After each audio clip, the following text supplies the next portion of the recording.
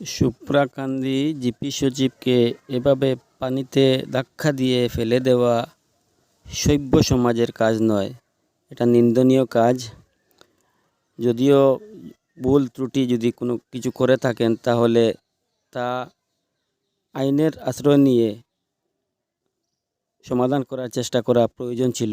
এভাবে আইন হাতে নিয়ে কারো সম্মানের প্রতি হানি করে ধাক্কা দিয়ে পানিতে ফেলে দেওয়া এটা সভ্য সমাজের কাজ নয়। এদের বিরুদ্ধে প্রশাসনের কড়া পদক্ষেপ গ্রহণ করা প্রয়োজন বলে মনে করছি।